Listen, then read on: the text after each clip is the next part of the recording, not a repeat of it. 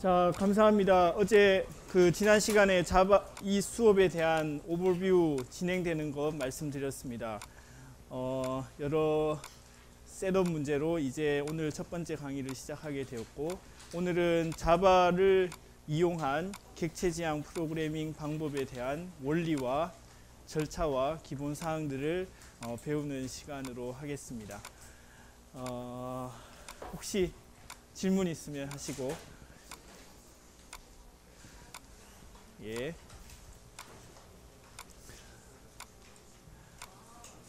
이 수업이 열심히 따라오시면 별로 어렵진 않습니다. 근데 한번 안 따라오기 시작하시면 계속 쌓이면 굉장히 이해하기가 어려워집니다. 그래서 처음에 잘 따라오시면 개념을 이해하시고 계속해서 쉽게 더 이해하실 수 있을 겁니다. 어느 한 지점이 있는데 그 지점만 딱 넘어서 이해하시면 거의 혼자 하셔도 될 정도로 다 이해하실 수가 있습니다. 그래서 이 자바를 이용한 객체 지향 프로그래밍 이거 자체를 배우는 것도 필요한 일인데, 저희가 가르쳐 드리고 설명드리는 원리들을 배우셔서 똑같은 원리로 C++, 파이썬도 똑같이 배울 수 있는 것을 얻으실 수 있을 겁니다. 자, 오늘 제가 말씀드리고 싶은 내용은 자바를 이용한 객체 지향 프로그래밍 Objective Oriented Language의 기본 사항들을 알아보려고 합니다. 자바 랭귀지에 대해서 조금 더 자세히 설명을 드리고 소개를 드리도록 하겠습니다. 그리고 수업 중에 간단한 예제가 있는데 컴파일하고 실행하는 순서를 보여드리면서 아마 자바가 이렇게 돌아가는 것이구나 하는 개념을 잡으실 수 있을 겁니다. 그리고 객체 지향 프로그래밍의 기본 원리에 해당하는 여러 가지 중요한 사항들을 조금씩 더 이해를 해보려고 합니다. 그리고 일반적인 내용이기도 한데 이런 프로그래밍 소프트웨어 개발을 하기 위한 절차 그리고 주의해야 할 사항들을 알아보려고 합니다. 첫 번째, 객체 지향 프로그래밍도 프로그래밍 언어여서 프로그래밍 언어에 대한 간단한 소개를 드릴까 합니다. 여러분들 다 아시는 하드웨어와 소프트웨어. 소프트웨어는 이제 저희들이 만질 수 없는 어떤 프로그램으로 이루어져 있고, 하드웨어는 저희들이 만지는 장치가 되겠죠. 대략 여러분들이 컴퓨터를 사시면은 100만 원 주고 예를 들어 어떤 컴퓨터를 샀다.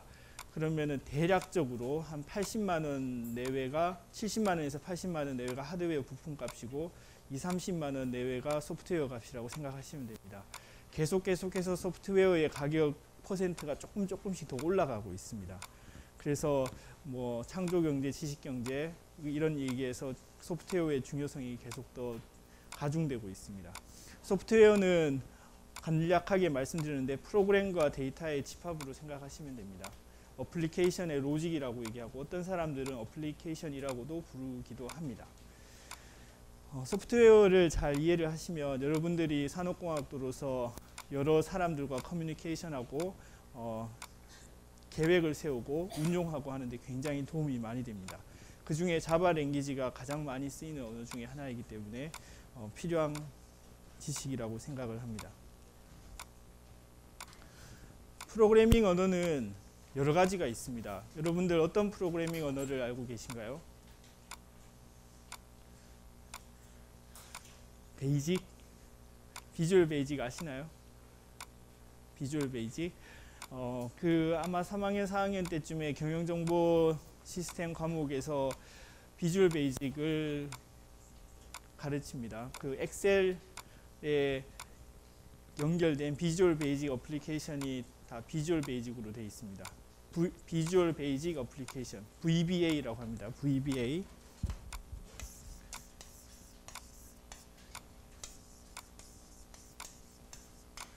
매크로라고 하는 엑셀에 프로그래밍 언어가 같이 딸려 있습니다. 조금만 여러분들이 고급 엑셀 기능을 만들고자 하시면은 비주얼 베이직 언어를 쓰시게 될 것이고, 그리고 지금같이 저희들이 배우는 자바 이런 것도 고급 언어에 해당합니다. 그래서 고급 언어, 저희들이 보통 쓰는 고급 언어들 대부분 알고 있는 것들이 고급 언어에 해당합니다. C, C++, 자바, 파이썬 이런 것들이 고급 언어에 해당하고, 요즘에는 상당히 그 계산하는 쪽에 파이썬을 많이 쓰는 추세이기도 합니다. 거의 파이썬하고 자바가 굉장히 많이 쓰고 있고, C하고 C++도 전통적인 강자로서 굉장히 많이 쓰이고 있습니다. 그 사이에 어셈블리어가 있습니다. 어셈블리어는 굉장히 그 메모리를 다루기에 효율적이고 로 레벨의 랭귀지이고 레지스터를 옮기고 하는 여러 가지 세부적인 언어로 되어 있는데, C에서 어셈블리어를 간략하게 접근해서 쓸 수도 있습니다. 그리고 기계어는 거의 기계가 알아볼 수 있는 랭귀지라고 생각하시면 되는데, 바이너리 우리가 이해할 수 없는 그 머신에서 이해될 수 있는 언어라고 생각하시면 됩니다. 그래서 프로그래밍 언어는 여러 가지 심볼들과 워드로 규칙이 제공되어 있는 프로그램 만드는 언어의 세트라고 생각하시면 됩니다. 그 중에 저희들은 고급 언어에 해당하는 자바를 배우려고 합니다. 자바 언어에 대해서 조금 더 설명을 드리도록 하겠습니다. 개요. 여러분들 다 이거 아시겠는데, 그 예전에 선 마이크로 시스템스에서 자바를 처음 발표를 했습니다. 대략 94년, 95년 그때쯤에 발표를 했는데, 이제 그 발표된 이후에 굉장히 인기를 많이 얻었습니다. 그래서 많은 어플리케이션과 프로그램들이 자바로 만들어졌고, 계속 버전이 거의 매년 발표가 되어서 지금까지 이르렀습니다. 처음에 그 이 사람 제임스 고슬링을 비롯한 몇몇 팀에서 그 이제 여러 오퍼레이팅 시스템에서 잘 작동하는 언어를 만들어 보려고 자바를 만들었고, 그리고 웹사이트는 그 java.sun.com 여기에 가시면 모든 자료들이 다 있습니다. 모든 자료들이 다 있습니다. 즉 한번 가보죠.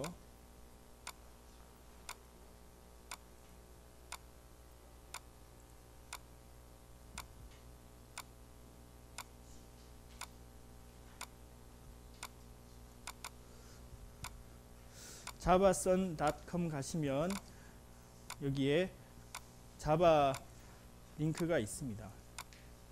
이 중에 스탠다드 에디션, 저희들은 스탠다드 에디션을 사용하게 됩니다. java.sun.com 가시면 모든 리소스가 있고, 또는 여러분들 잘 알고 계시는 서치 시스템을 사용하셔도 됩니다.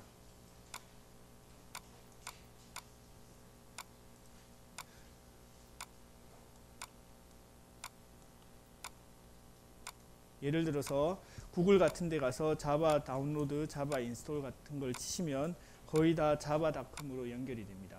그래서 이렇게 사용하시면 되고, 조금 이따가 더 설명을 드리도록 하겠습니다.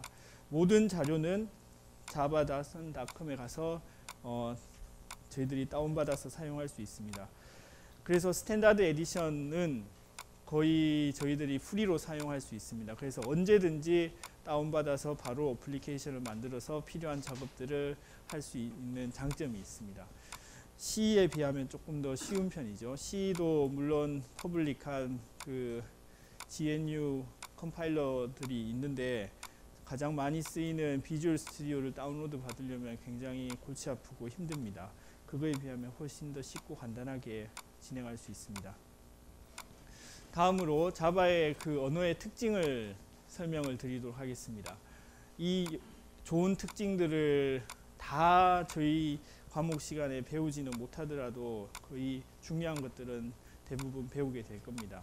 특징을 말씀드리겠습니다. 첫 번째 특징, 아주 단순하다고 얘기할 수 있습니다. 여러분들 처음 컴퓨터 프로그래밍에서부터 배우셨겠지만, 처음 배우시면 단순하지 않을 수도 있겠지만 C++나 C에 비하면 엄청나게 단순하다고 생각하시면 됩니다. 단순한 이유가 무엇 때문에 단순하다고 얘기할 수 있을까요? 여기 뭐라고 되어 있을까요?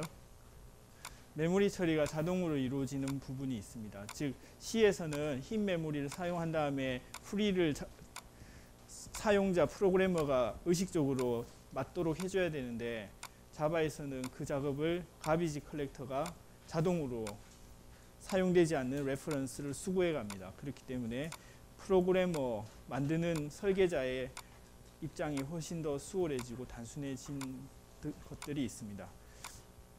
그리고 C에서는 무엇을 주로 사용하죠? 뭐라고 돼 있죠? 메모리 포인터 아시나요?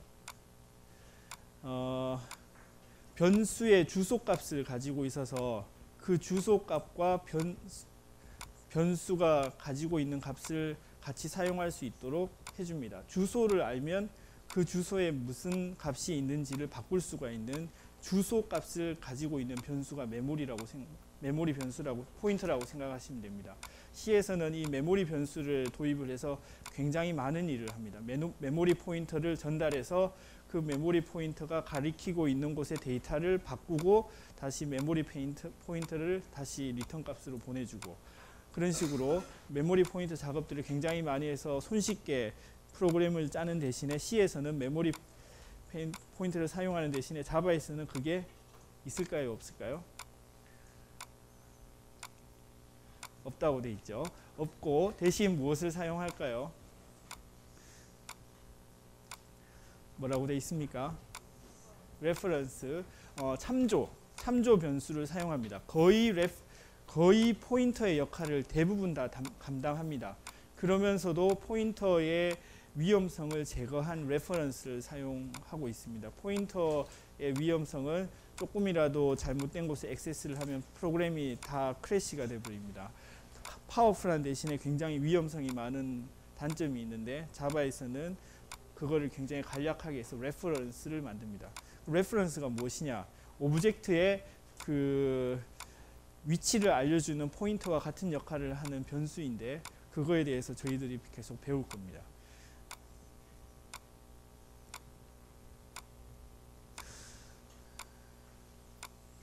그리고 자바는 거의 100% 객체지향 프로그래밍 언어 구조로 되어 있습니다.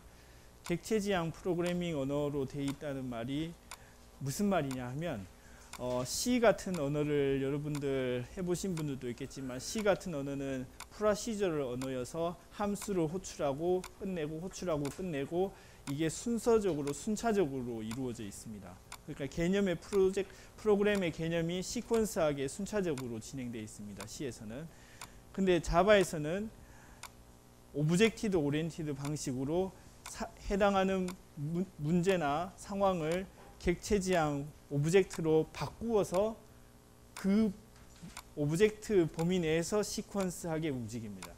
자, 조금 이해가 안 되실 수도 있지만 계속 설명을 해서 드리면 이제 조금씩 이해를 하실 겁니다.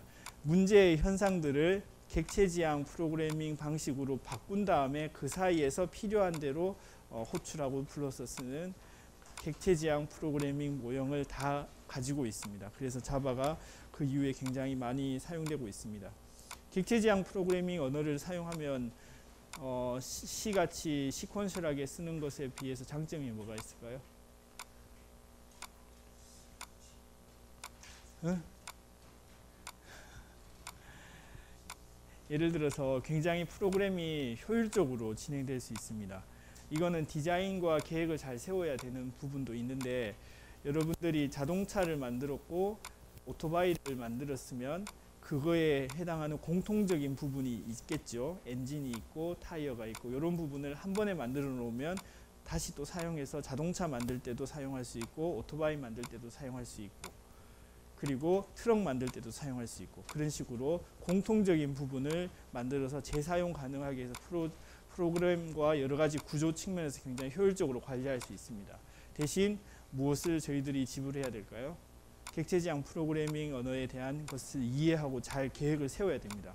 그렇지 않으면 C 언어하고 똑같이 프로시저를 하게도 만들 수가 있습니다. 뭐 하여간 그거는 개인의 선택이 되겠죠. 자바는 아주 100% 객체지향 오리엔티드된 언어다 이해를 해주시고 그리고 자바 언어에서는 분산 시스템을 지원해서 처리를 하기에 용이합니다. C에서도 다 되기는 하는데 굉장히 쉽게 됩니다. 패키지들이 기본적으로 다 들어있고 쓸 수 있는 방법들이 제공이 되어 있어서 굉장히 쉽게 될 수 있습니다. 그래서 저희들 아마 학기 한 중간고사 이후쯤으로 목표를 세우고 있는데, 그때 되면 네트워크 프로그래밍에 대해서 배울 겁니다. 즉 네트워크 프로그래밍이라 하면은 상대방 컴퓨터에 접속해서 요청하고 결과를 받고 이런 식으로 그 네트워크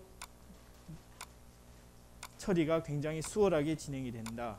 이걸 이해를 해주시고, HTTP 무엇이죠? HTTP 여러분들 이거 다운 웹페이지 열 때 요거 HTTP 주소 쓰지요. 이게 뭐냐면 하이퍼텍스트 트랜스포 프로토콜 HTTP. 그러니까 하이퍼텍스트 HTML 문서 중심으로 하이퍼텍스트를 주고받는 것을 쉽게 처리할 수 있는 패키지들이 이미 다 있습니다. 그래서 저희들이 쉽게 이것들을 만들어서 사용할 수가 있습니다. 그리고 FTP 파일을 주고받는 프로토콜 같은 것도 쉽게 다 사용할 수 있습니다. 그리고 소켓 커뮤니케이션, 이게 뭔지 아시나요? 그 TCP/IP, 그러니까 상대방과 나와 연결을 해서 데이터를 주고받고 싶을 때 가장 많이 쓰는 방법 중에 하나가, 한쪽에서는 서버 소켓을 열고 다른 쪽에서는 클라이언트 소켓을 열어서 두 개가 마치 연결되어 있는 것처럼 연결을 맺는 방식이 소켓 통신 방식이라고 이해하시면 됩니다. 이거에 대한 클래스와 패키지가 잘 제공이 되어 있습니다. 그래서 쉽게 이런 것들을 만들 수 있습니다. 그래서 이런 것들을 가지고서 그 채팅, 여러 가지 공지 이런 것들 다 만들 수 있습니다. 그리고 RMI 프로토콜도 쉽게 제공하고 있습니다.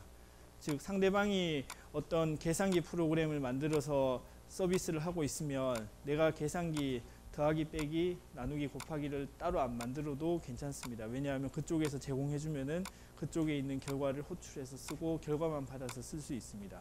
그러니까 그 서로 분리해서 작업할 때 굉장히 좋습니다. 당신은 이거 함수 만들고 당신은 이거 함수 만들어서 호출은 예를 들어서 소켓이나 RMI나 이런 것으로 서로 주고받고 이렇게 분산 시스템 지원을 잘 합니다.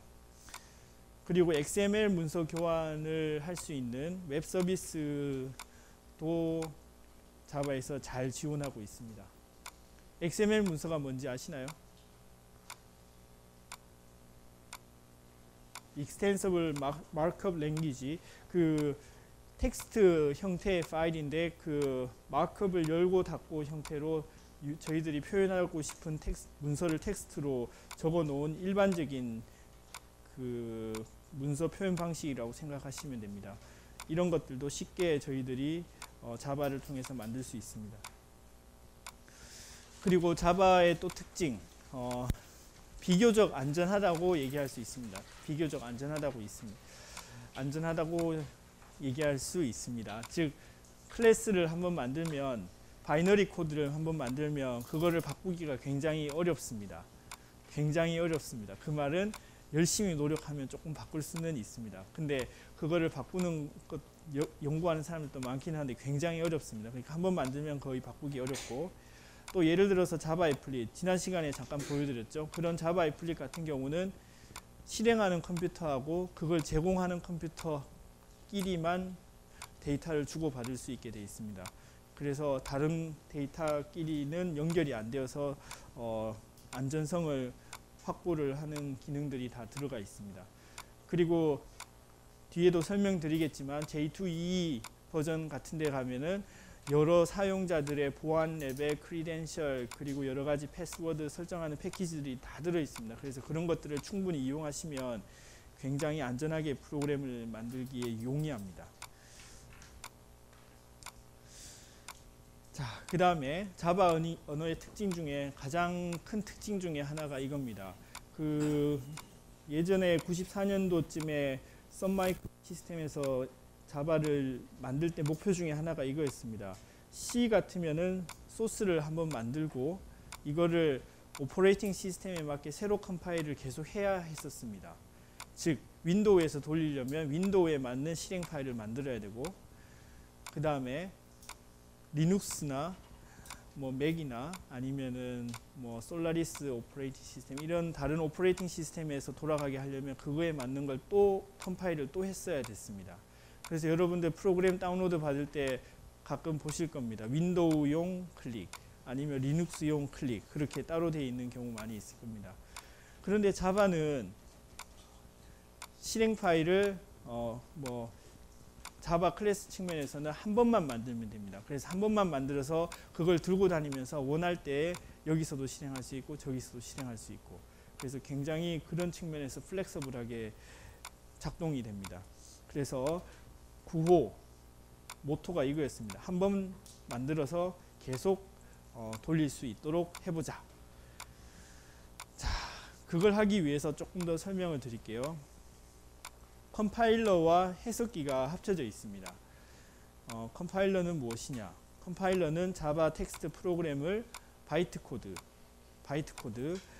코드로 변환시키는 컴파일링하는 방법이라고 생각하시면 됩니다. 즉 텍스트 저희들이 쓰는 텍스트 언어를 실행할 수 있는 바이너리로 바꾸는 작업, 컴파일 작업이라고 생각하십니다. 자바에서는 컴파일 작업이 뭘로 되어 있다? 뭐라고 적혀져 있죠? 자바 C. C가 무엇을 뜻할까요? 컴파일의 약자로 되어 있습니다. 그러니까 자바 C.exe,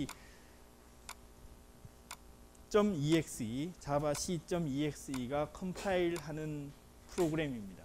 자바 C.exe가 컴파일하는 프로그램.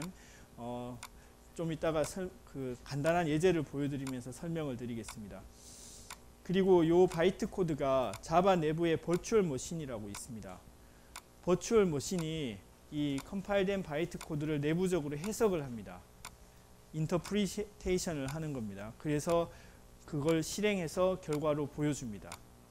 그래서 실행할 때 인터프리테이션이 같이 일어나고 컴파일은 내부적으로 한 번 더 네이티브 코드로 실행될 수도 있고 안 될 수도 있고 그거는 자바 버추얼 머신에 따라서 다르게 작동합니다. 즉 저희 사용자 계획 디자인 프로그래머 입장에서는 한 번만 소스를 만들고 그 다음부터의 이런 자바 버추얼 머신이 다 알아서 하도록 바꾸어진 상황입니다. 그래서 저희들은 한 번만 만들면 되고 그걸 계속 실행할 수 있습니다.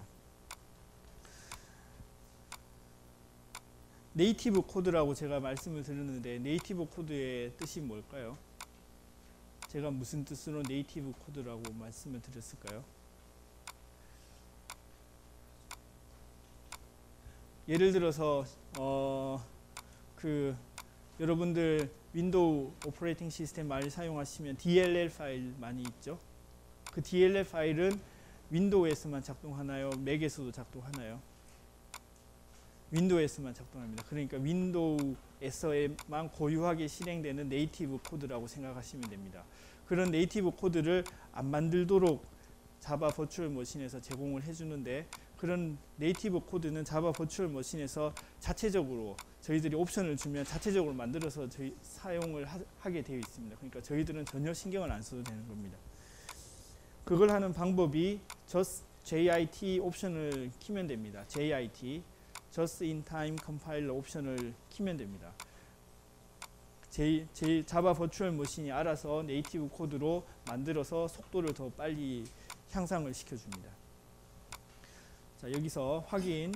같은 바이트 코드가 여러 오퍼레이팅 시스템에 잘 실행이 된다. 어떻게 실행되는 거죠? 여기 뭐라고 적혀져 있죠? 각 플랫폼에 맞는 버추얼 머신이 따로따로 장착이 되어 있기 때문입니다. 다시 말씀드리면 조금 더 그래피컬하게 설명을 드리겠습니다. 저희들이 소스 코드를 한번 만듭니다. 소스 코드를 한번 만들고 자바 C로 컴파일을 합니다. 그러면 바이트 코드가 바이너리 코드가 생깁니다. 여기서부터는 저희들이 이해하기 어렵습니다. 머신이 이해하게 되는데 요거를 실행할 때 윈도우 머신에 바이트 코드를 실행하는 자바 버추얼 머신이 있어서 실행해주고 그리고 이게 솔라리스인지 리눅스인지는 모르겠지만 리눅스 오퍼레이팅 시스템에 맞는 자바 버추얼 머신이 있으면 자바 버추얼 머신이 이걸 가져다가 실행을 시켜줍니다. 그리고 이게 만약에 맥OS면 맥OS에 해당하는 자바 버추얼 머신이 요 결과를 실행을 시켜줍니다. 그래서 저희가 해야 되는 작업은 여기서 끝나게 됩니다. 그래서 자바 버추얼 머신이 인터프리테이션 역할과 필요하다면 컴파일 역할을 다 해서 굉장히 저희들은 쉬워졌습니다. 한 번만 라이트해서 여러 번 다 실행할 수 있게 되었습니다. 그리고 스레드 기능이 굉장히 또 쉽게 잘 지원이 됩니다. 스레드는 뭘까요? 스레드 영어로 실타래인데 여러 다중 프로그래밍에 여러 프로그램이 같이 돌아가는 겁니다. 그러니까 여러분들 게임들 같은 거 할 때 여러분들도 움직이고 게임 캐릭터도 같이 움직이죠. 그러니까 여러 스레드가 같이 동시에 막 진행되고 있는 겁니다. 프로그램의 시퀀스가 여러 개가 같이 진행되고 있는 거죠. 그런 프로그램을 쉽게 만들 수 있습니다. 그리고 운영 처지에서 혹시라도 다중 스레드를 지원하지 않더라도 자바 버추얼 머신 내에서 스레드를 다중으로 만들 수 있기 때문에 다중 스레드 프로그램을 쉽게 만들 수가 있습니다. 그리고 또 좋은 점 하나, 다이나믹합니다. C를 여러분들 배우셨으면은 C에서 어레이를 선언하실 때 초기 버전에서는 거의 스태틱하게 사이즈를 정해놓고 만들어야 됩니다. 스태틱한 데이터 구조로. 그렇게 하지 않으려면은 메모리를 맥 얼록을 사용해서 흰 메모리를 만들어서 쓰는 고급 프로그래밍 방법으로 사용해야 되는데 여러 가지 동적으로 만들려면 굉장히 힘이 듭니다. 대신 자바는 그런 동적인 프로그램들을 굉장히 쉽게 만들 수 있습니다. 프로그램 측면에서 굉장히 용이하게 언제든지 만들 수 있고 또 실행 환경에 필요한 오브젝트와 코드를 직접 실행할 수도 있습니다. 그러니까 굉장히 저희들이 할 수 있는 영역이 굉장히 많아졌습니다. 자, 리플렉션 기능도 있어서 프로그램 자체를 실행하도록 또 실행하게 할 수도 있다. 그런 기능도 있습니다. 그리고 자바에 여러 가지 버전이 있습니다. 저희들은 자바 개발을 객체 지향 프로그래밍 방법을 같이 해서 배우려고 하니까 자바 디벨롭먼트 툴킷 JDK를 사용을 할 겁니다. JDK 자바 디벨롭먼트 툴킷 자바 디벨롭먼트 킷 JDK를 저희들이 사용을 할 겁니다. 즉 여러분들이 구글 가셔가지고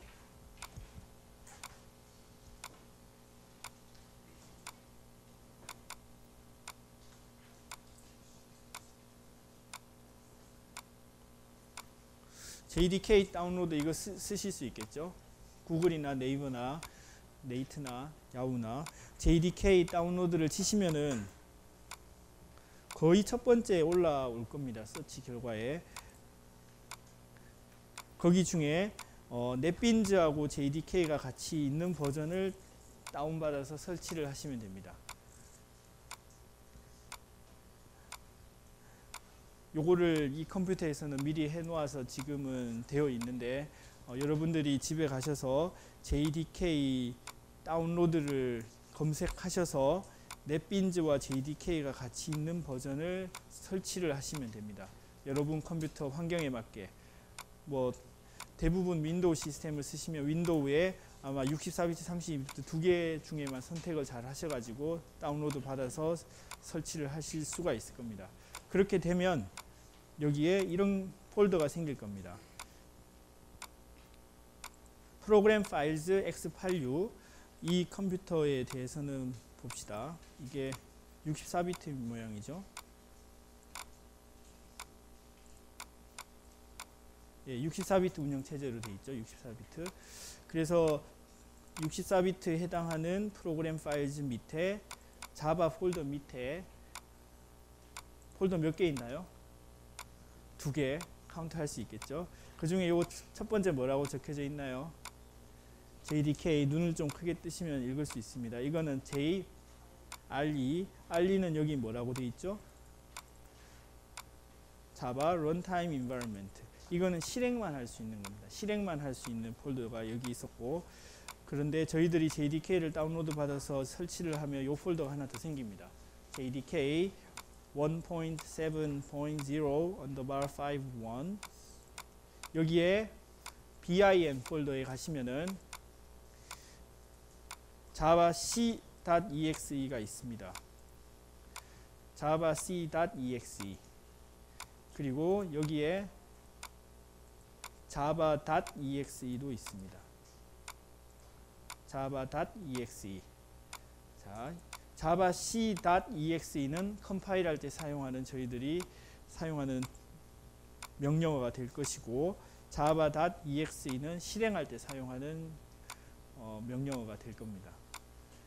요거를 나중에 보여드리겠습니다.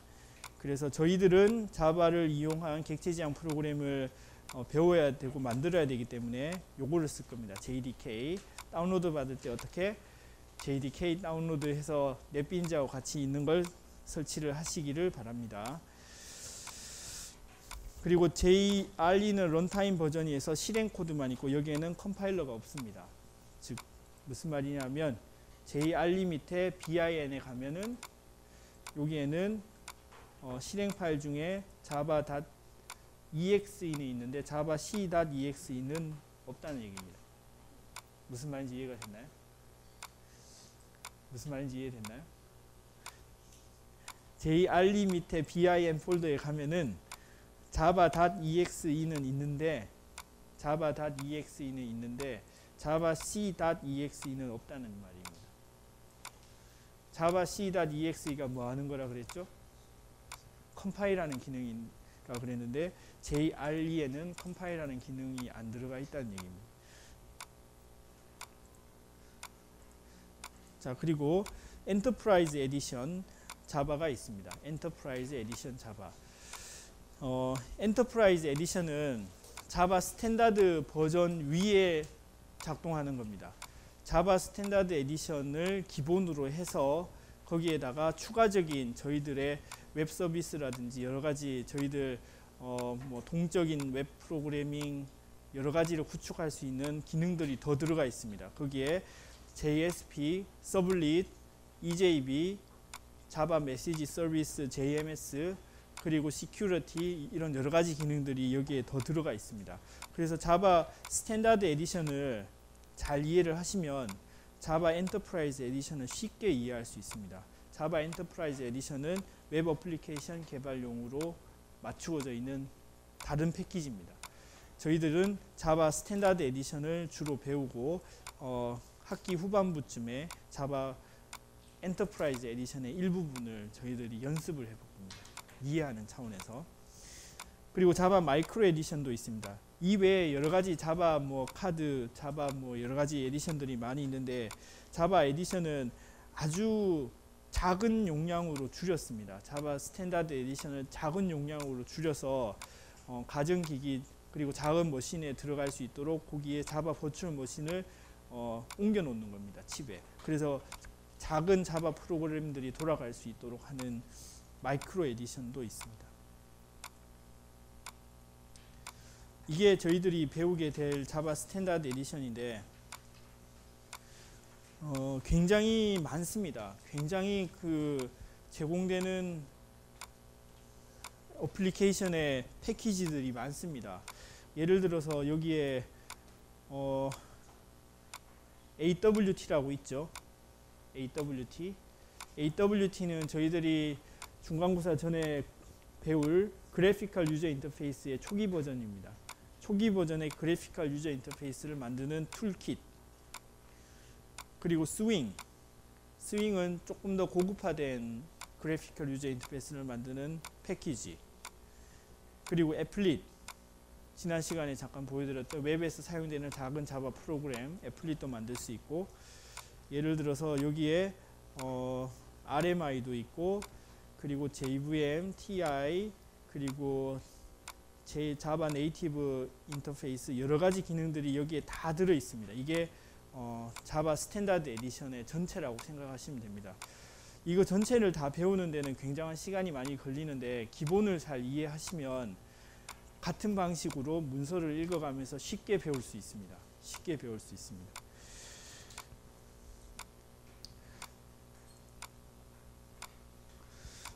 자바의 버전들, 자바의 버전은 여러 버전들이 있습니다. 지금은 2010년 후반에 나온 1.7 버전을 쓰고 있습니다. 여기에 보시면 설치된 게 여기 뭐라고 적혀져 있죠? JDK 뭐라고 적혀져 있죠? 1.7.0 언더바 51, 그러니까 1.7 버전이라는 얘기입니다.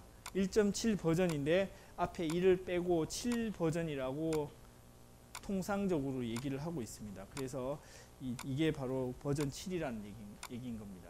가장 최근에 나온 버전이 7 버전이고 처음 버전에서부터 기능들이 조금씩 더 추가됐습니다. 조금들이 더 추가되었고 2004년 5년도쯤에 제네릭 어노테이션, 오토박싱 이런 기능들이 더 추가되었습니다. 제네릭하고 그 컬렉션하고 굉장히 관련이 있는데 이것들을 저희들이 중간고사 전에 배울까 합니다. 데이터 구조와 관련이 돼 있고 2007년에 웹 서비스 여러 가지 패키지들이 추가되었습니다. 그리고 자바는 오픈소스여서 여러분들이 자바의 소스를 javasun.com에 가시면은 다운로드 받을 수 있습니다. 자바가 어떻게 구현됐는지 거의 90% 이상이 자바 자체 소스로 되어 있습니다. 그래서 쉽게 저희들이 그 소스를 받아서 분석과 공부를 할 수 있습니다. 그리고 참고로 썬마이크로 시스템은 2010년쯤 해서 오라클 회사에 합병이 됐습니다. 그래서 오라클 회사가 썬마이크로 시스템을 이제 합병해서 자바를 같이 운영하고 있습니다. 오라클 회사는 무슨 회사죠?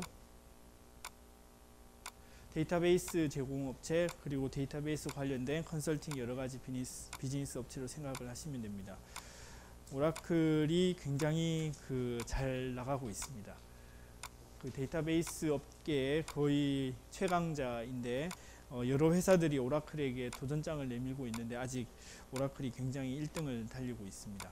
여러분들이 이 자바 스탠다드 에디션 같은 것들을 잘 이해를 하시면 예를 들어서 4년, 2, 3년 후에 졸업하시고 면접 볼 때 오라클 같은 데도 면접 보실 수도 있습니다.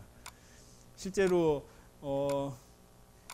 4학년 작년에 졸업한 친구 같은 한 친구는 IBM에 가서 면접을 했다고 하는데 여러 면접 문제들 중에 정보 시스템 여러 가지 문제들 다 얘기하는 중에 자바 이런 것들 굉장히 필요한 얘기라고 굉장히 얘기를 많이 했었습니다. 그러니까 예를 들어 오라클, IBM, HP 이런 데도 여러분들이 면접을 보실 수 있는데 그때 객체지향 프로그래밍, 자바 이런 것들에 대한 지식을 기본적으로 다 알고 계셔야 될 겁니다. 자, 그리고 최근의 얘기인데 안드로이드 애플리케이션은 자바로 되어 있습니다. 거의 다 자바로 되어 있어서 일부분만 저희들 패키지를 사용할 수 있습니다. 그렇지만 굉장히 많은 것들을 사용할 수 있습니다.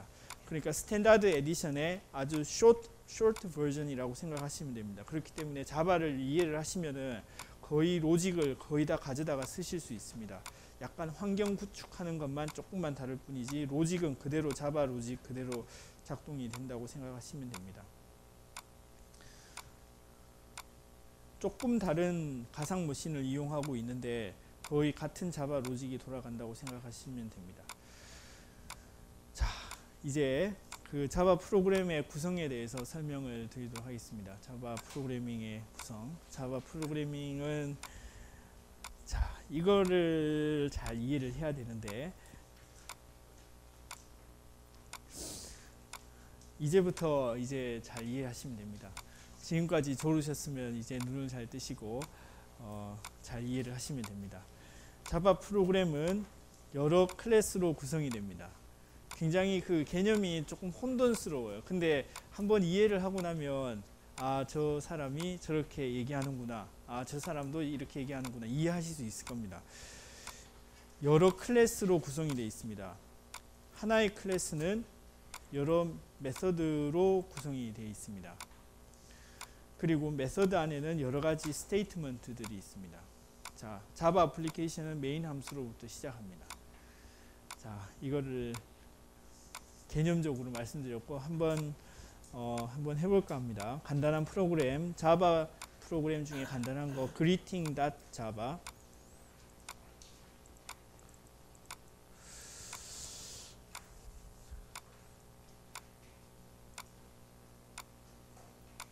이거를 카피를 합니다. 카피하실 수 있겠죠? 카피하실 수 있겠죠? 카피를 해서 어떤 텍스트 파일로 저장을 합니다.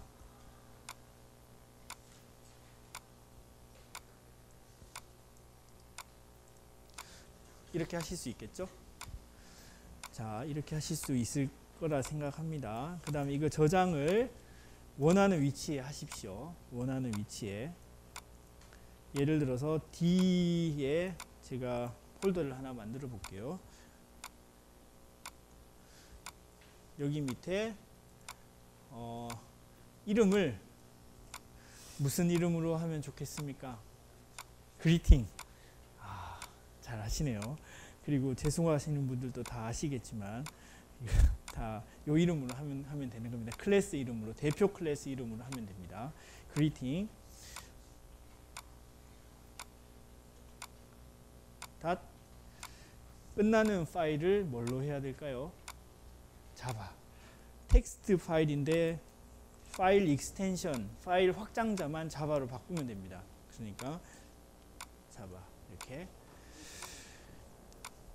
그러면 여기에 폴더에 가면은 greeting.java가 텍스트 파일이 만들어져 있을 겁니다. 요거를 열면 요거라는 얘기죠. 오케이?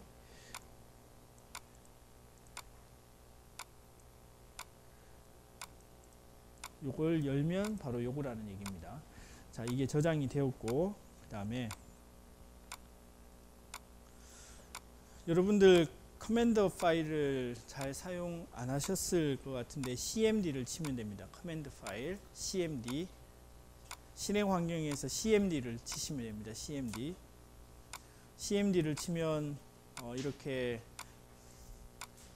저희들이 손으로 커맨드 명령어를 날릴 수 있는 커맨드 창이 생깁니다. 커맨드 창을 열 수 있겠죠. 어떻게 한다고요? cmd 시험에 나올지도 모르겠습니다. 별로 안 낼 것 같지만 cmd를 하시면 여기에 커맨드 창이 만들어지고, 자, 이거를 카피를 합니다. 요 폴더의 위치를. 왜냐하면 제가 외워서 치기가 싫어서, 그리고 또 오타를 줄이기 위해서. 여러분들 오타를 치면 굉장히 어렵습니다. 그렇기 때문에 오타를 줄이기 위해서, 자, cd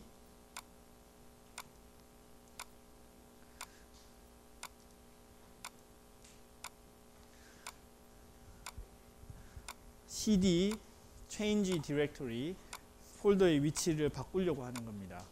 D 드라이브 내에 있는 OOP 폴더로 바꾸겠다는 얘기입니다. 요거 무슨 말인지 이해가 되시나요? 지금은 제가 C 드라이브에 있는 위치를 보고 있는데 D 드라이브 내에서는 위치를 OOP로 바꾸겠다는 얘기입니다. 자, 그러면 여기서는 안 바뀌었죠. 아직 C 드라이브에 있는 겁니다. 여기에 폴더가 C하고 D 두 개 있어서 그렇습니다. 자, 여기서 D 드라이브로 제가 옮기겠습니다. D 드라이브로 옮기면 D에 OOP로 옮겨졌죠. 자, 여기에 제가 지금 있는 위치가 바로 D의 OOP, 바로 이 폴더를 보고 있는 겁니다. 요걸 보고 있는 겁니다. 여기서 dir 요거에 대한 설명의 그 간략한 게 바로 다음 페이지에 있습니다. 일부분이 있습니다. 일부분. 중요한 거 일부분이 여기에 있는데 다 적지는 못했는데 잘 보시기 바랍니다. dir 하면 제가 지금 커맨드 창에서 가리키고 있는 폴더에 무슨 파일이 있는지를 보여줍니다. 그 중에 여기 뭐라고 적혀져 있죠? greeting.java 바로 이 파일을 말하는 겁니다. 즉 여기 보면은 3월 6일에 만들어졌고 여기도 3월 6일에 만들어졌고 이게 바로 그 파일을 보여주는 겁니다. 자, 그 다음에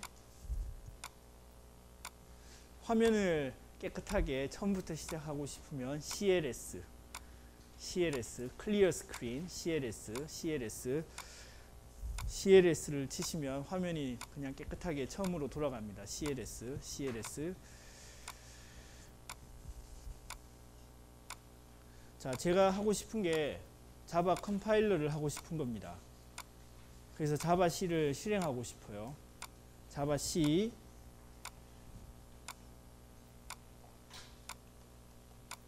이걸 하고 싶은 겁니다. 이게 조금 작게 되어 있어서 보기가 어렵군요. 잠깐만요.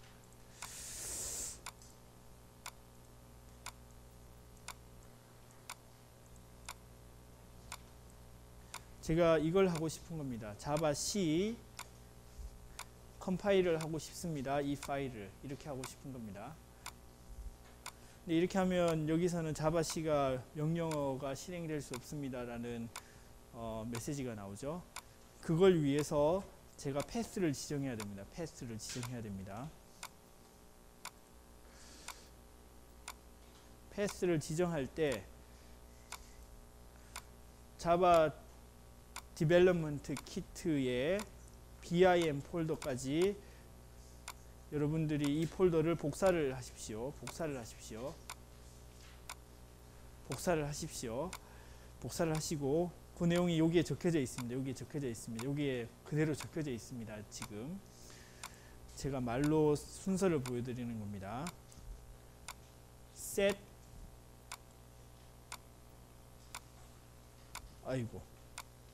다시 set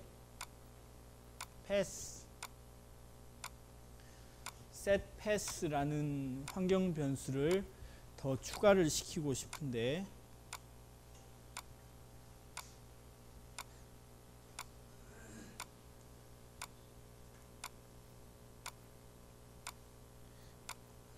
이렇게 패스의 양옆에 제가 뭘 추가시켰죠?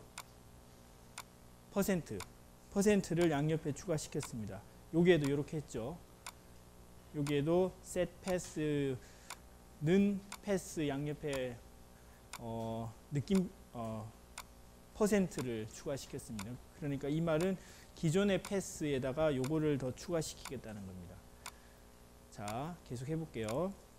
set pass 여기서 세미콜론을 하십시오. 세미콜론. 그 다음에 그 더블 코트 스타팅 그리고 인터널 키. 그 다음에 더블 코트 엔딩. 이렇게 엔터. 이렇게 하면 이제 패스를 환경 변수를 읽어보면 맨 마지막에 이게 들어가 있을 겁니다. 여기서부터 여기까지. 그 말은 이 폴더에 있는 실행 파일을 저희들이 여기서 사용할 수 있게 됐다는 얘기입니다. 즉, 이 파일 폴더 내에 javac.exe가 있었죠. 그렇기 때문에 javac.exe가 여기서 실행이 됩니다.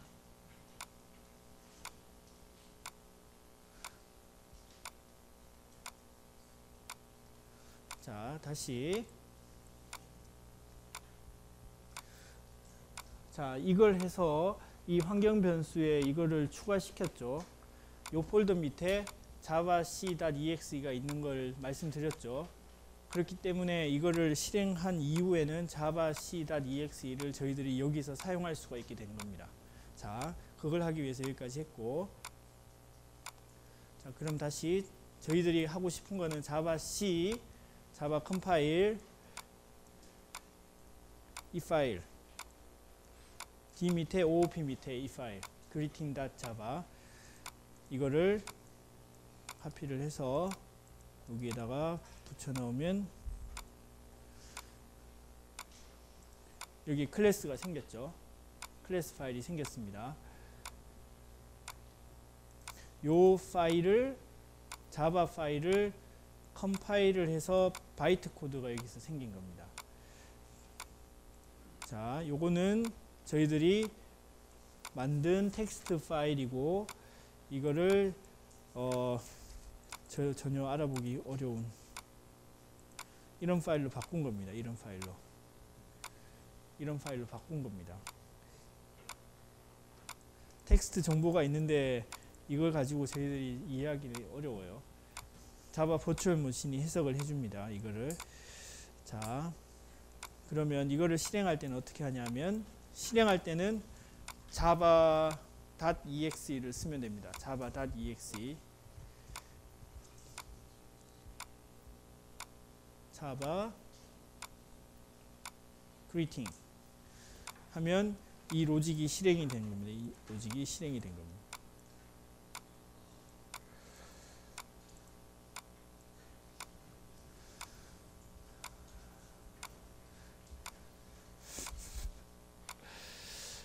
다들 어려워하는 모습이 역력한데 혹시 궁금한 거 있으면 질문을 한번 해보십시오.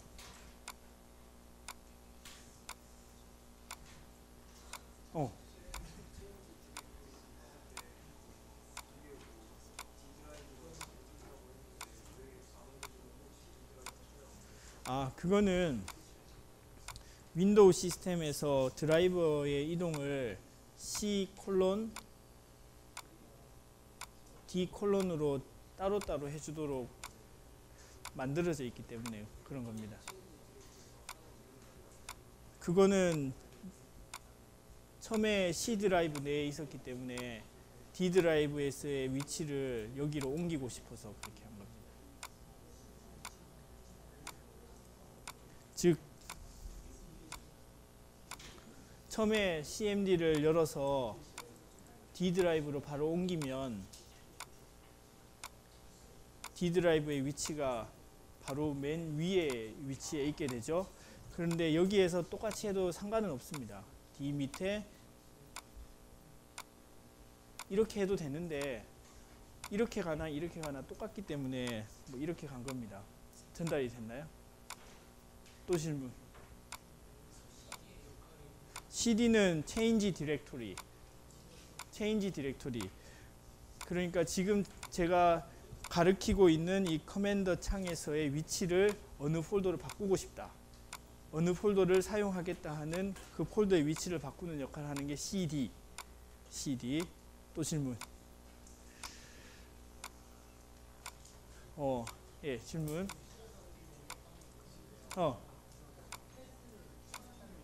그거는 뭐냐면 지금 제가 여기 처음에 CMD를 실행을 시키면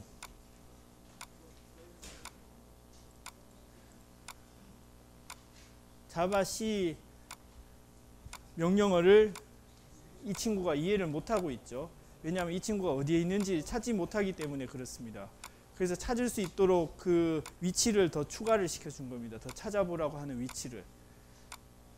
그 찾아보라고 하는 위치를 패스 환경 변수에 추가를 시켜서 알려준 겁니다. 이렇게.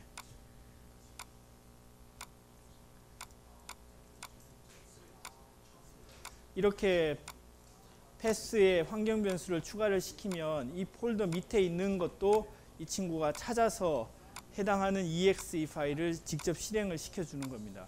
그래서 이걸 실행한 이후에 라서야 java c.exe를 여기서 저희들이 사용할 수 있게 된 겁니다. 못 찾아서 찾을 수 있도록 알려주는, 추가적으로 경로를 알려주는 겁니다.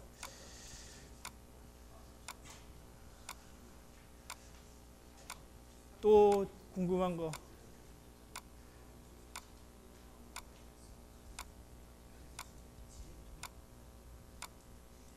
이거 다 했을 텐데 그 컴퓨터 프로그래밍 할 때. 이클립스로. 그랬군요. 이클립스를 사용해도 되고 넷빈즈를 사용해도 되는데 저희들도 자바 개발 환경을 사용할 겁니다. 근데 기본적으로 이거는 알고 있어야 돼요. 그래야지 원할 때 언제든지 실행할 수 있으니까. 이클립스나 넷빈즈 없어도 실행할 수 있으니까.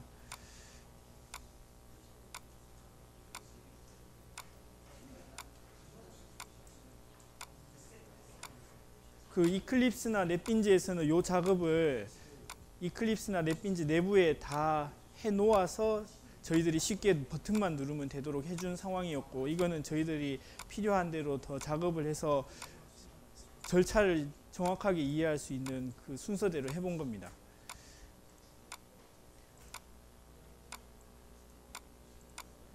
자, 또 질문 있으면.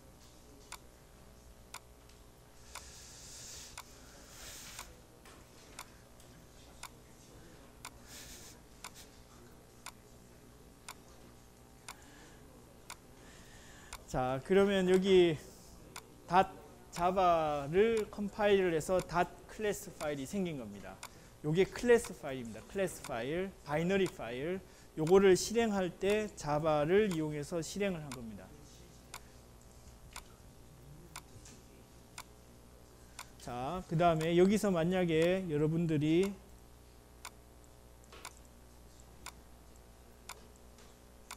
헬로 월드 대신에 헬로 누구를 하고 싶습니까? 헬로 코리아, 헬로 코리아라고 바꾸어서 저장을 하고 제가 닫겠습니다.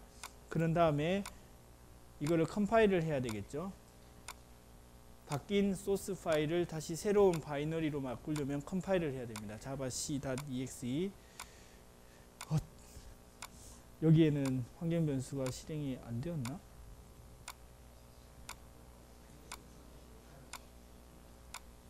아니지. 제가 C로 옮겨서 그랬습니다. 설명하느라고. 제가 D의 OOP 폴더로 다시 옮겼습니다. 여기에서 javac.greeting을 하면은 새로 컴파일이 됐겠죠. 새로 컴파일이 됐으면 이게 새로 생겼습니다. 새로 생긴 겁니다. 즉 다시 말씀드리면 이걸 지우고 다시 컴파일을 하면 요게 요 클래스가 파일이 생기는 겁니다. 요거를 실행할 때는 이걸 하면 헬로 코리아가 출력이 되는 겁니다. 헬로 코리아. 그래서 요 클래스만 여러분들이 들고 다니면 언제든지 헬로 코리아를 화면에 출력하는 걸 할 수가 있습니다. 요 클래스만 들고 다니면 윈도우에서도 출력하게 할 수 있고 리눅스에서도 출력하게 할 수 있고 맥에서도 출력하게 할 수 있습니다.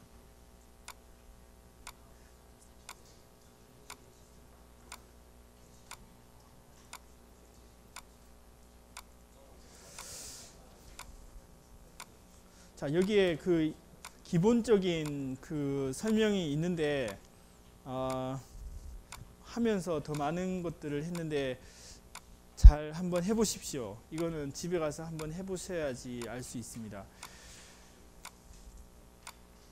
환경 변수 설정할 때 이 그 다운표 시작, 다운표 닫기를 해서 환경 변수에 추가를 했습니다.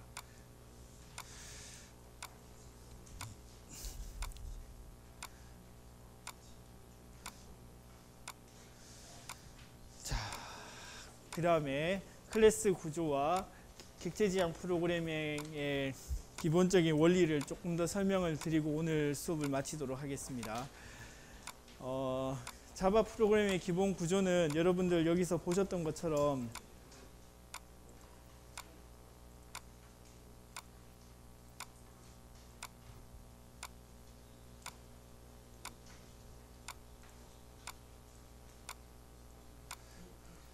클래스 선언과 그 사이의 내부의 바디로 이루어져 있습니다. 클래스의 선언과 그 사이의 바디로 이루어져 있고 바로 이겁니다. 클래스 헤더하고 클래스의 바디로 이루어져 있습니다. 그리고 이 표시는 커멘트입니다. 커멘트. 그 커멘트를 하는 방법은 세 가지가 있는데 역슬래시 2개 또는 역슬래시 별 뒤에 설명이 더 있습니다. 클래스 구조는 기본적으로 이렇게 생겨 있고 클래스 내에 함수가 더 추가되어 있습니다. 함수. 여기에 보시면은 함수가 여기 추가가 되어 있죠. 메인 함수가 더 추가되어 있습니다. 그리고 이거는 메서드의 헤더 부분, 선언된 부분이고 여기에 메서드 실행하는 함수의 로직이 여기에 들어가게 됩니다. 그리고 자바의 public static void main string array argument가 있으면은 외부에서 실행할 수 있습니다. 자, 요 클래스 헤더 구조가 있으면은 요 클래스 파일은 외부에서 실행할 수 있습니다. 저희들이 헬로 월드, 헬로 코리아 실행해서 화면 출력했죠.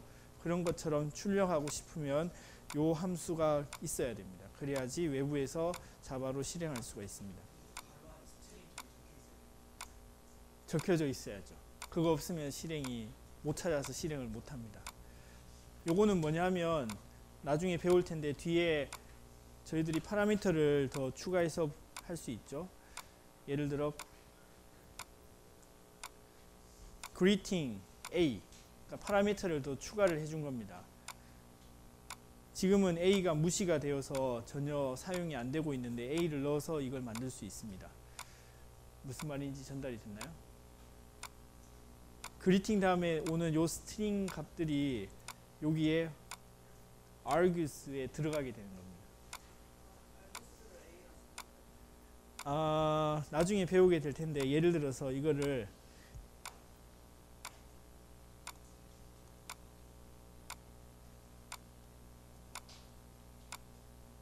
만약에 이렇게 만들었다면 argus의 첫 번째 엘리멘트를 더 추가시키도록 해서 찍어 보겠다면 이렇게 하면 됩니다. 한번 해보죠. 별로 어렵지 않으니까. 네? 아, J. 그렇네. 오, 잘하는 친구. 감사해요. 컴파일,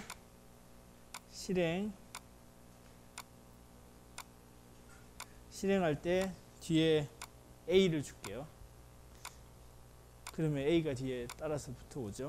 여기 만약에 EBB가 있으면 EBB가 뒤에 따라서 오는 겁니다.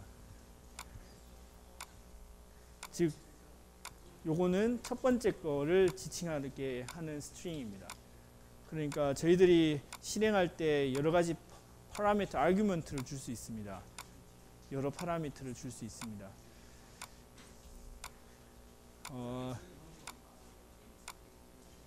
그렇지. 이렇게 주는 방식으로 두 개를 줄 수도 있죠. 예를 들어서 CCC. 그렇지. 아, 똑똑하십니다. 그렇기 때문에 두 개면은 어떻게 해야 될까요? 이걸 두 개 붙이면 되겠죠. 근데 두 번째 걸 해야 되니까 1. 이렇게 하면 되지. 이렇게.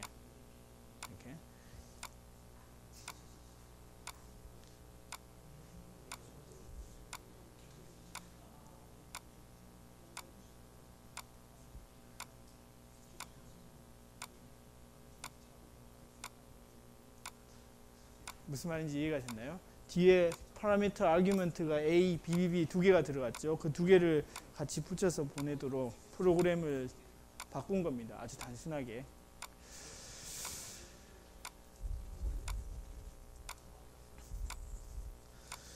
자, 자바 프로그램의 기본 구조 설명을 드리겠습니다. 별로 이제 어렵진 않은데, 그 public static void main string array argument가 있으면 외부에서 실행할 수 있고, 덩달아 또 말씀드린 게 이게 아규먼트가 실행하는 뒤에 스트링으로 더 붙여지는 것을 받아서 저희들이 프로그램 작업을 할 수 있게 된 겁니다. 그 다음에 프로그램의 구조는 그 중에 이제 커멘트는 이렇게 역슬래시 두 개 또는 슬래시 별로 닫기 또는 이런 식으로 이 방식을 주로 많이 씁니다. 그래서 커멘트를 잘 하시는 게 굉장히 중요합니다. 왜냐하면 커멘트가 있으면 잘 이해를 할 수가 있거든요. 그리고 표식자, identifier. 제가 한국말로 표식자라고 했는데 그냥 영어 표현으로 identifier라고 쓸 때가 많습니다. 그냥 정해진 그 변수나 키워드들을 말하는 표식자입니다. 표식자는 뭐 숫자로는 시작을 못 하는데 캐릭터로 시작할 수는 있고 언더바로 시작할 수도 있고 대략적으로 이런 룰을 씁니다. 그 토탈 이런 그 대문자로 된 것들은 대부분 컨스턴트입니다. 컨스턴트. 이거는 컨벤션입니다. 저희들이 그냥 약속으로 서로 이해하기 좋게 대문자로 된 것들은 대부분 컨스턴트로 사용하고 그리고 변수들은 캐릭터 센서티브 해가지고 케이스 센서티브에서 토탈 그리고 스몰 토탈 이런 것들이 다 다른 변수로 인식이 되니까 이렇게 다른 변수로 사용 안 하시길 바랍니다. 왜냐하면 헷갈리기 때문에. 그리고 클래스 이름 변수의 클래스 이름은 대부분 이렇게 첫 글자를 대문자로 사용할 때가 많습니다. 저희들이 그리팅 할 때는 여기 G를 대문자로 시작을 했죠. 이런 것처럼 이런 컨벤션들을 잘 따르시기를 바랍니다. 혼돈되지 않게 해야 되고 여러 키워드들이 있습니다. 이런 것들은 변수로 사용할 수 있을까요? 없을까요? 왜냐하면 미리 점유된 단어이기 때문에 변수로 사용할 수가 없습니다. 그래서 이런 변수들은 피하시고 이런 변수들은 뭐 외울 필요는 없습니다. 중요한 것들 저희들 다 보면서 이해할 거기 때문에. 그리고 또 넷빈즈나 이클립스를 쓰시면 이런 것들을 다 하이라이트 해줍니다. 그렇기 때문에 외울 필요는 없고 이해만 하시면 됩니다. 그리고 화이트 스페이스 같은 것들은 여러 화이트 스페이스들을 한 번에 다 해결해 줍니다. 즉 그 말은 여기 화이트 스페이스가 이렇게 있거나 여기 내 화이트 스페이스가 이렇게 있거나 다 똑같은 언어로 간주됩니다. 텍스트 파일이 어떤 형식으로 있든 간에. 무슨 말인지 전달이 됐나요? 그래서 만약 여러분들이 이렇게 프로그램을 만드셔도 됩니다.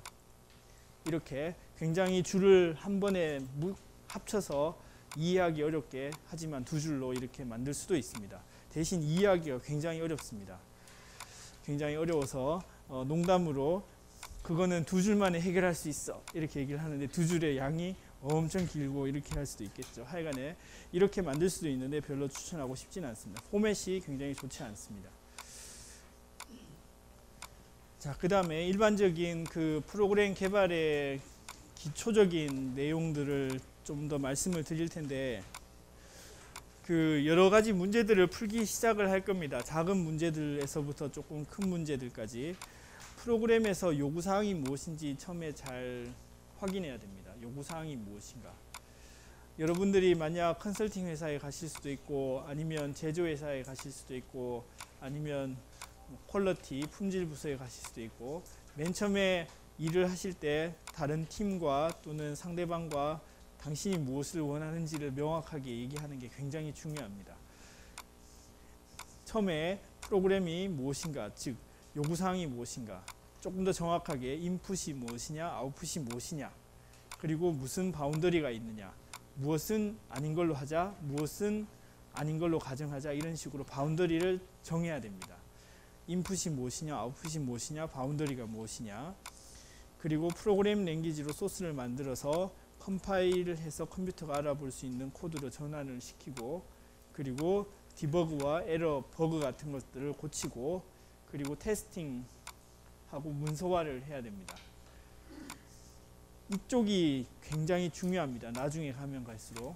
저희들이 그 간단한 프로그램을 만들 때는 단순한 것들을 만들어서 문서화할 필요는 없는데, 조금만 큰 프로그램을 만들기 시작하면은 나중에 지나고 나면은 이게 무슨 기능이었는지 전혀 생각이 안 납니다. 그렇기 때문에 문서화를 잘 하는 것이 굉장히 중요합니다. 그리고 여러분들이 여러 팀들과 코워크하고 오케스트라의 역할을 잘 감당하시려면 문서화를 잘 할 수 있는 스킬, 버릇만 잘 길러도 여러분들이 팀 내에서 중추적인 역할을 할 수 있습니다. 즉, 저 사람한테 가면 문서화가 100%야. 그러면 저 사람한테 일이 다 몰립니다. 그럼 여러분들은 팀 내에서 굉장히 큰 역할을 할 수 있게 됩니다. 문서화, 정리 굉장히 중요합니다. 즉, 그 커멘트 기능을 이용하고 포매팅을 해서 클래스의 구조 잘 정리를 해놓는 게 필요합니다.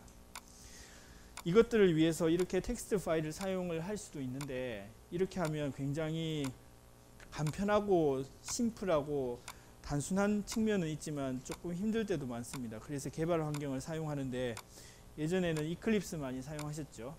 이클립스도 사용해도 되고 넷빈즈를 사용해도 되고 여러 프로그램들이 있습니다. JBuilder, IntelliJ, 블루J 여러 가지 프로그램들이 있는데, 저는 기본적으로 나와 있는 걸로 할까 합니다. 넷빈즈. 왜냐하면 넷빈즈가 여기 기본적으로 JDK 다운로드에 들어있기 때문에,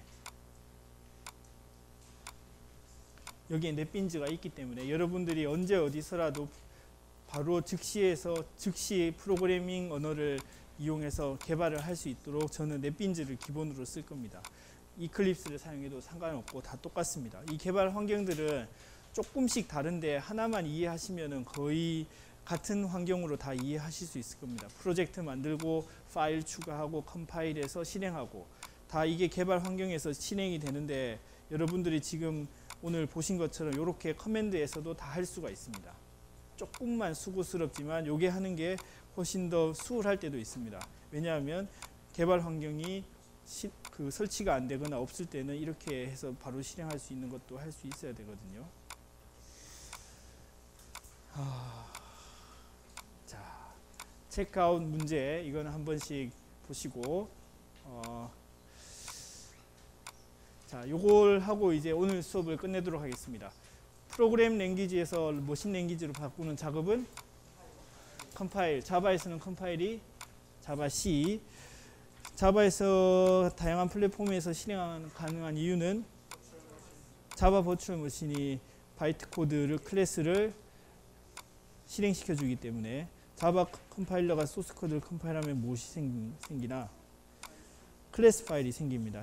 해당하는 이름의 클래스 파일이 생기죠. 자, 여기까지 하고 다음 시간에 조금 더 이어서 설명하겠습니다. 그 첫 번째 숙제 그 출석표 만들어 오시는 거 그거를 제출하시고 오늘 수업 여기까지고 다음 시간에 더 이어서 하겠습니다.